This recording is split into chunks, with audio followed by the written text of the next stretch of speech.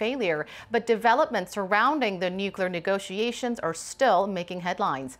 While the leaders of North Korea and the U.S. remain silent, many believe that the two sides are both carefully calculating their next move. Today, we address questions regarding the silence of President Trump and Washington's unrevealed intentions with a diplomacy expert. But first, let's check on the latest news updates, and this is our top story. President Moon Jae-in has announced a new set of plans to better support the finance sector. He has repeatedly emphasized that finance is the key to achieving innovative growth. We begin with our Park Hee-jun.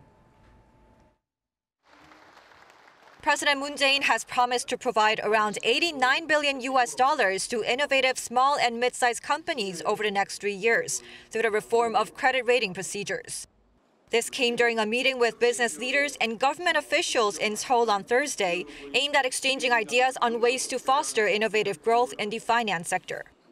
혁신금융이 창업기업과 중소기업의 동맥입니다. 금융이라는 동맥이 잘 뚫려 있어야 혁신의 심장이 쉬지 않고 고동칠 수 있습니다. The president highlighted the need to evaluate firms by their ideas and technology. He said those with strong potential in such areas will receive higher credit ratings. Unlike in the past, they will no longer be evaluated according to real estate. The government will also make it easier for firms to get listed on the KOSDAQ through applying new standards that reflect their source technology and funding potential. With that, he expects 80 more innovative companies to be listed on the exchange within 3 years. The president has also vowed to support the manufacturing and service sectors with sufficient funding. $53 billion of policy funds will be invested in promising service sectors, including tourism and health and Medicare, which, according to President Moon, should ultimately create 130,000 new jobs. And as a helping hand, the president says businesses that face losses while pushing ahead with innovation would be exempt from repaying the loans, as long as the losses don't occur from gross negligence. Park Hee-jun, Arirang News. While the rift between North Korea and the U.S. appear to be getting wider on the sequencing problem of denuclearization, the two sides are now hard at work in relaying their views to their allies. Watchers say this signals that the nuclear impasse could drag on. Our Lee Ji-won at the Foreign Ministry for us. North Korea says sanctions related to people's everyday lives need to be lifted. The U.S. says they will not be removed until steps towards complete denuclearization are taken. With neither budging, both sides are seeking cooperation from their allies. U.S. Special Representative for North Korea Stephen Biegun met his British, German, and French counterparts this week. After their meeting Tuesday, Britain and Germany reiterated their support for U.S. efforts to achieve North Korea's denuclearization, saying sanctions need to stay in place until the North takes complete denuclearization measures. Biegun already met with officials in Seoul and Tokyo soon after the HANOI summit ended. The moves are in line with his visit to the UN Security Council earlier in the month, where Biegun reviewed the HANOI summit and explained the need to continue implementing sanctions on the regime.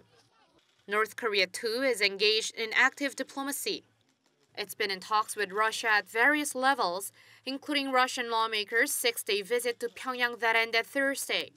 According to Russia's TASS news agency, the lawmakers met with officials from the North's Ministry of External Economic Relations, where they discussed joint economic projects that won't breach international sanctions.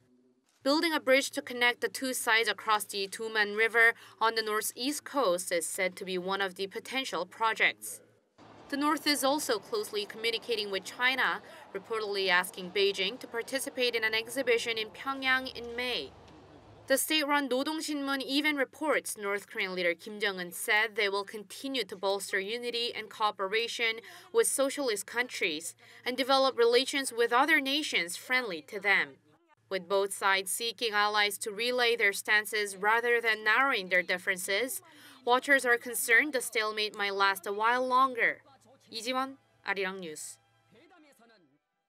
UNESCO's World Heritage Committee says it's keeping tabs on whether Japan is sticking to its promise to raise public awareness on its history of forcing Koreans to work for little to no pay during World War II. The comments came in response to a letter sent by Korean professor Seo Kyung-duk from Seongshin Women's University last December. Seo is a relatively well-known Dokdo advocate and activist. The professor pointed out that Tokyo promised to take actions to inform the public on the historical context of its industrial sites listed as UNESCO World Heritage Sites in 2015, but that Japan had made no such efforts. UNESCO said the letter had been forwarded to the permanent delegation of Japan to UNESCO and that they were closely following the situation. Things are not looking so good for the country's exporting sector as South Korea's exports of information and communications technology products have continued to fall since November of last year. Our Kim Da-mi explains. South Korea's exports of ICT products declined once again in February, mainly due to sluggish overseas sales of semiconductors. According to the data by the Ministry of Trade, Industry and Energy, a total of $12.7 billion worth of ICT products were exported overseas last month, down 19% from a year earlier. This is the fourth month in a row that ICT exports have fallen. By item, the country's main export, semiconductors, slipped by around 25% on year, caused by falling global prices and lower demand for system semiconductors. Heated global competition against other exporters, including China, has led to a decline in exports of displays, especially LCD panels. Exports of OLED panels, on the other hand, jumped by around 8% on year. Although overseas sales of mobile handsets and related parts plunged by around 13% last month, exports of finished mobile phones increased thanks to premium phones released early this year. By region, ICT exports to China, including Hong Kong, dropped around 30%, whereas sales to the U.S. increased by 21%. Kim Da-mi, Arirang News. No rate changes from the U.S. this time, and in fact, no more rate hikes are expected for the rest of the year. Our Lee Seung-jae reports. Following its two-day meeting, the Federal Open Market Committee announced Wednesday that it has left its benchmark interest rate unchanged at the target range of 2.25% to 2.5%. After raising rates for 5 consecutive quarters, the decision comes amid increasing concern about slowing economic growth. Analyzing data released at the end of the two-day meeting, the FOMC expects not to raise rates again at all this year, projects a single rate increase in 2020 and none in 2021. Fed officials had initially expected 2 rate increases this year and 1 more in 2020. At a news conference shortly after the meeting, Fed Chairman Jerome Powell said the Fed expects the U.S. economy to grow at a solid pace in 2019, but will be slower than last year's quick acceleration. The U.S. economy is in a good place, and we will continue to use our monetary policy tools to help keep it there. We continue to expect that the American economy will grow at a solid pace in 2019, although likely slower than the very strong pace of 2018. We believe that our current policy stance is appropriate. Powell also did not rule out the possibility that based on the current condition of the U.S. economy, the Fed's next move could be a rate cut. Looking to the future, 11 committee members said they do not expect any more rate increases in 2019, while 4 said they expect 1. None of the members expect a rate cut. In 2020, 7 members expect no additional rate hikes, while 4 expect 1. 3 expect 2 increases, and the other 3 members predict 3 to 4. Analysts believe the Fed will hold rates steady, as Fed officials now expect economic growth of 2.1% for 2019, down from the 2.3% it forecast in December, but warn a downward revision on growth could spook investors. Lee Seung-jae, Arirang News.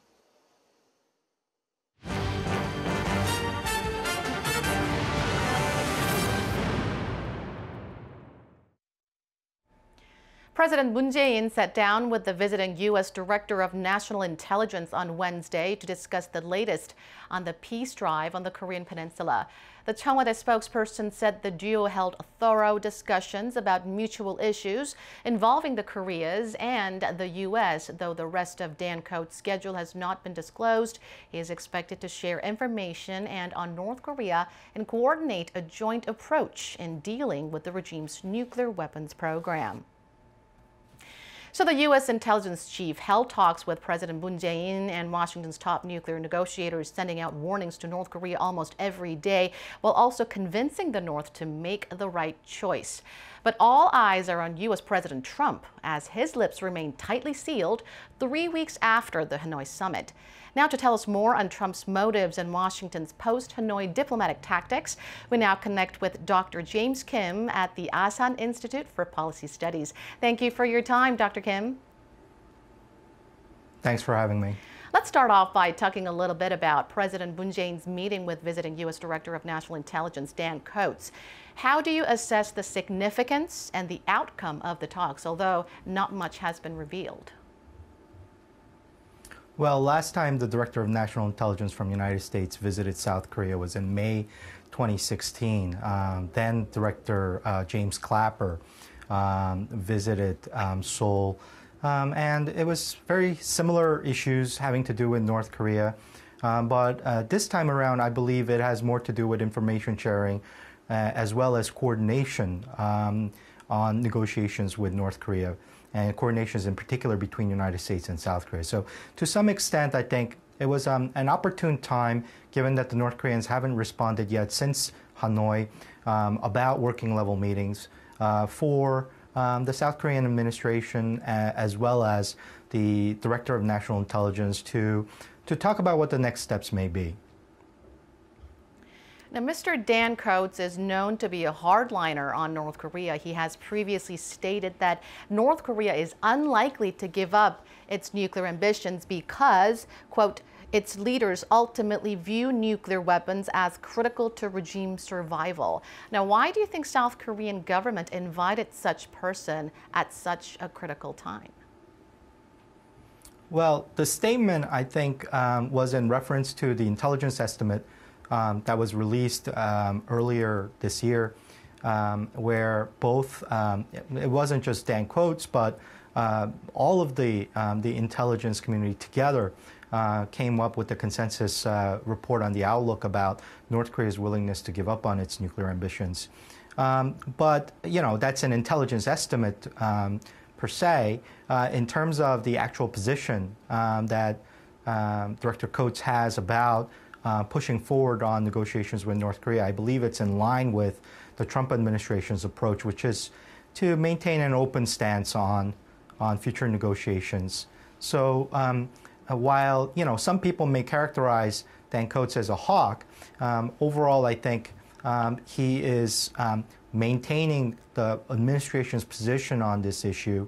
And to a large extent, again, given that North Korea hasn't responded yet, I think President Moon thought that this was an opportune time to coordinate on information sharing and cooperation with the United States next steps in the negotiations with North Korea. So overall, given the circumstances, it's a very good moment to readjust and reassess how South Korea may move forward with the United States. So it was a good opportunity for information sharing and coordination. So the U.S. intelligence chief has visited Seoul, while U.S. National Security Advisor Bolton, as well as U.S. Secretary of State Pompeo, are sending out warnings to North Korea almost on a daily basis. But President Trump remains silent. Your thoughts on that?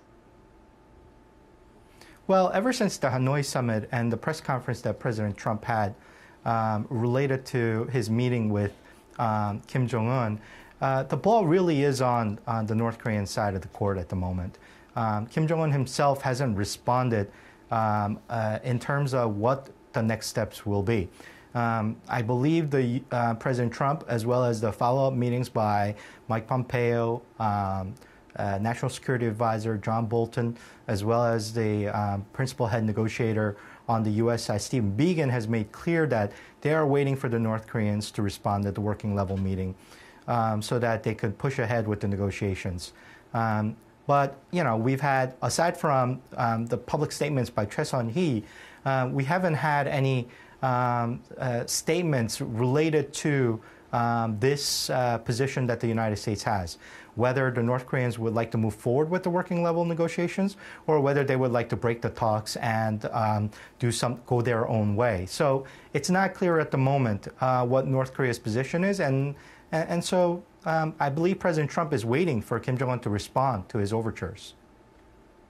So Mr. President is remaining silent, but also North Korean leader, we must not forget, is also being silent for the time being. Now, CNN has reported that the Trump administration is now discussing how to respond if North Korea launches a satellite. Does this mean that Washington is now bracing for North Korea's provocation? Well, given that we're finding some, evidence based on some signal intelligence coming from satellite imagery photos, that activity has resumed at the Dongchangli site, the United States, I believe, is taking all precautionary measures so as not to be blindsided by, an unexpected behavior by North Korea. So provocation, while likelihood being low, has still got to be on the table, and it's one that the United States is obviously considering, and they're trying to see if North Korea provocates, what their response is going to be. So it's good that the U.S. is preparing for this. I believe South Korea should also be preparing for these low likely scenarios. But nonetheless, I still think that the likelihood is relatively low, given that all the signals outside of Choi Sun-hee's public statement is that North Korea is still interested in coming to the bargaining table and negotiating on this issue. Now, according to Time, President Trump has blocked top negotiator Stephen Biegun from re-establishing a back channel with North Korea through the North's United Nations mission in New York. The report, of course, needs further verification, but what do you think is Trump's motive behind such a move? I think your point about verification on that report is it's critical. We don't have confirmation by the major news outlets and the media. Certainly, there's no confirmation from the Trump administration and the State Department about this. So I'm not sure where this information is coming from.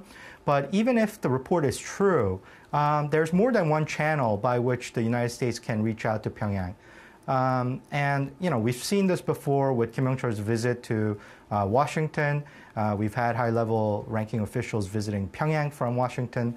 But, an easy one would be one through South Korea. As we know, there's ongoing meetings and visits happening on both sides, as we've seen with Director Coates coming to Seoul.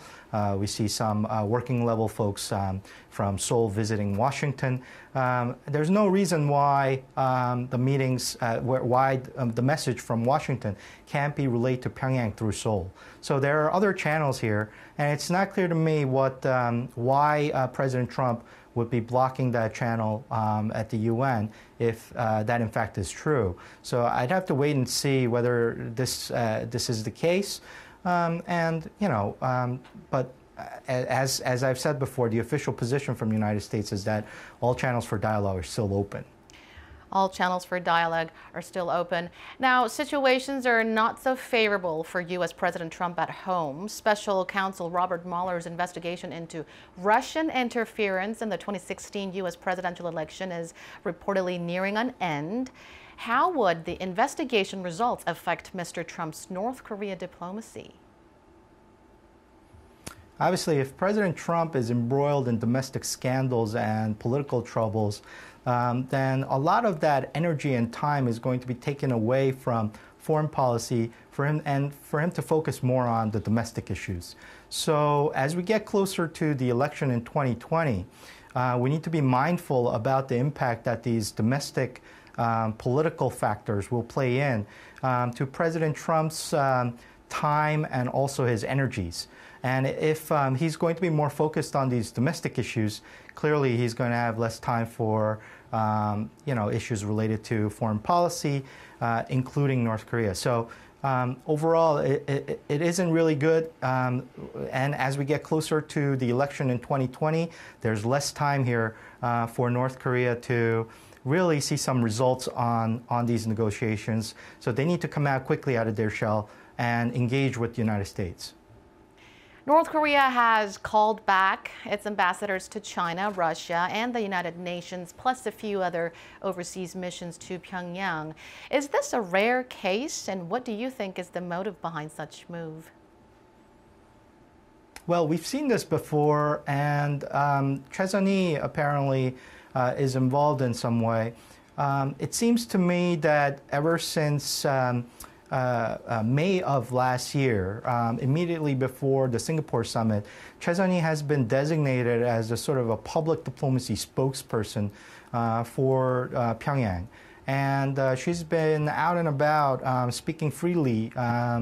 But we've heard this kind of rhetoric before. I think John Bolton has stated as much, and Mike Pompeo as well.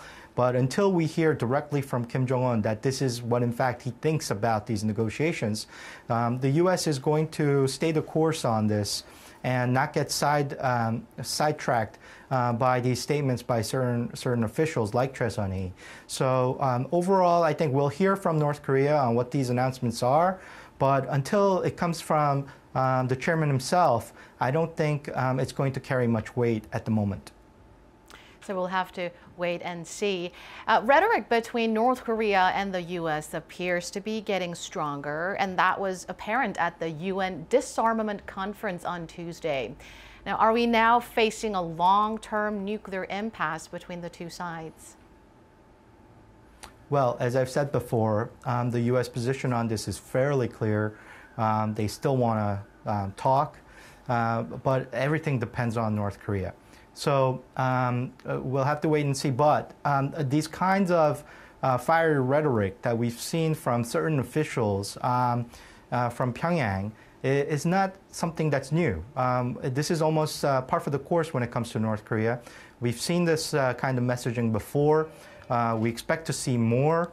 But if this is short of any act of provocation or a specific statement directly from Kim Jong-un's mouth, the U.S. administration is not going to take these statements seriously. So currently at the moment, Washington's position is that they will wait this out, and they're going to wait and see how long it takes for North Korea to respond, and hopefully they won't take longer than they need to. We expect to see some kind of response within the next month or two. Now, many believe that at the heart of this nuclear impasse between Pyongyang and Washington is the sequencing problem of dismantling North Korea's nuclear programs. What do you think is the most viable solution to this? Well, one approach that the U.S. has staked out is to have a comprehensive agreement. And there's a potential here for a phase-staged approach as long as sanctions is not part of that phase-staged approach. That sanctions is the last step in that phase-staged, stage-by-stage agreement. So on the implementation side, sanctions will have to come at the very end of that agreement. But initially, there are other things that the U.S. is willing to put on the table. As we've heard, some rumors coming out of Hanoi was, liaison offices, along with people-to-people exchanges, cultural exchanges, potential here for an end-of-war declaration or some kind of a peace regime, or work towards peaceful regime, and work towards normalizing relations between North Korea and the United States. So there are a lot of things outside of sanctions that the U.S. is willing to put on table, but sanctions only has to come at the very end of that process. So the question here is whether or not North Korea wants to play along with this demand. If not, what they're willing to offer to the first part of this demand, if anything at all. So until we hear from Pyongyang, it's not clear whether this is going to be a viable approach or it isn't. From what we've heard in Hanoi, they're not interested in this approach. again, now they need to reassess. Do they go their own path, or do they continue down this road of negotiating with the United States and try to get something out of it in the interim? So again, we have to wait and see because we haven't heard from Pyongyang yet. All right, Dr. Kim, I guess we'll have to keep a close eye on how things unfold from this point on. Thank you so much for your insights today. Thanks for having me. And that wraps up our show. Thank you for being with us. Keep it tuned to Arirang for more domestic and global news updates.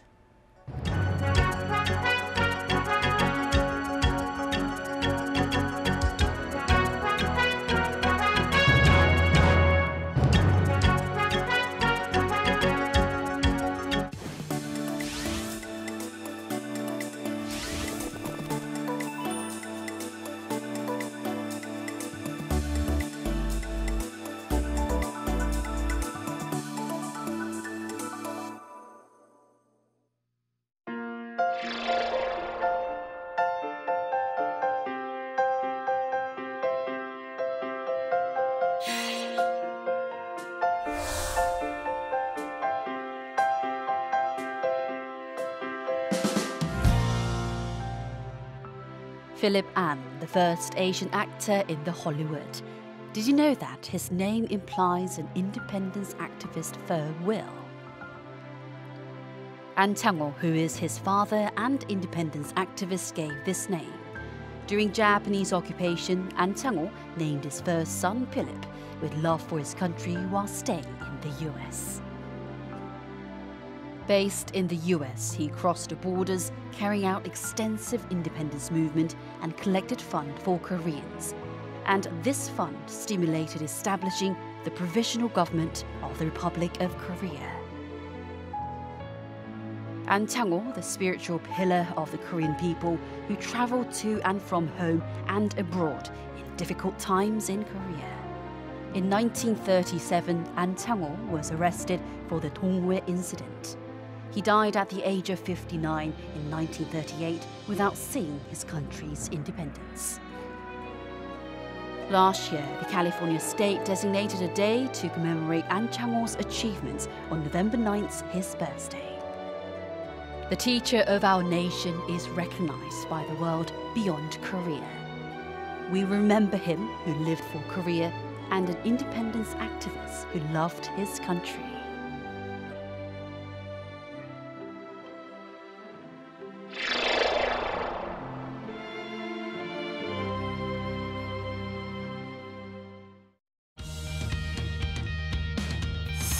SmartBiz Accelerators introduces domestic small and medium-sized businesses which have implemented a smart manufacturing system to penetrate the global market.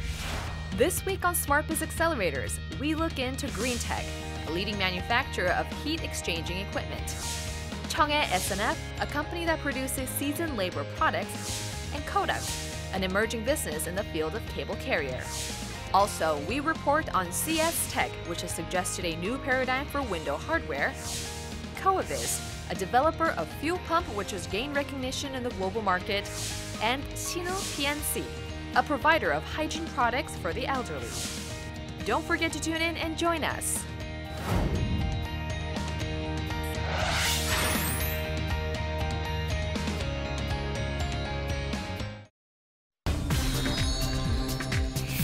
This week on Money Monster, we look into the distribution industry, which has applied IT skills to all stages, including the production and delivery of products, and emerged as a higher value-added business.